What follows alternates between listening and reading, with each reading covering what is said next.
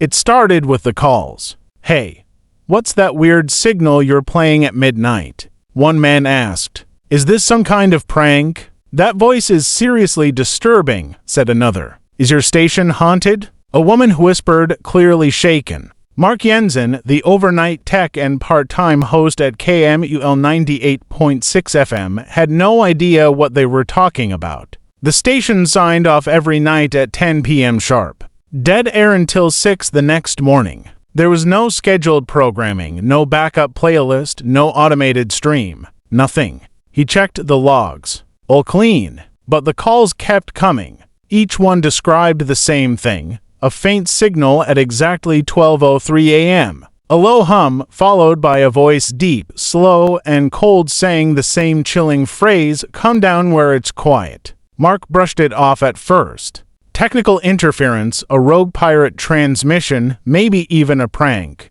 But the voices in those calls, people weren't faking it. He could hear the unease, the fear. So, the next night, Mark stayed late. It was just after midnight. The booth lights buzzed overhead, casting a dull glow across the soundboard. Nothing unusual. He sipped coffee and glanced at the silent monitors. 12:01.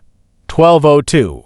Then, at exactly 12:03 a.m., the red light on the transmitter lit up. Mark froze. The equipment powered itself on, unprompted. There was no input, no cue, and then it came. That voice, "Come down where it's quiet." Mark's mouth went dry. The voice wasn't coming from the speakers, it was transmitting live on the FM band. The studio was still silent, but his handheld radio, tuned to KMUL, carried the sound. Then the voice changed. It said his name, Mark. He stood up, backing away from the console. "You left me underground." The temperature dropped in the booth. Mark's breath fogged the air. He stared at the transmitter as it pulsed, almost like it was breathing. Memories started flashing, buried deep, ones he hadn't thought about in years. A childhood game, a collapsed tunnel, a voice calling for help.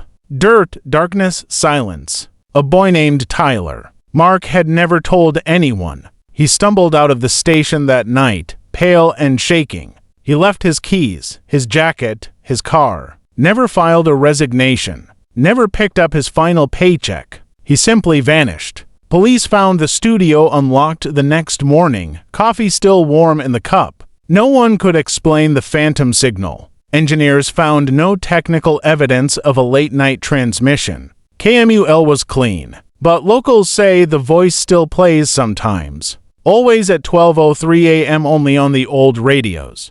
Always the same words, "Come down where it's quiet." And if you listen long enough, the voice might use your name too.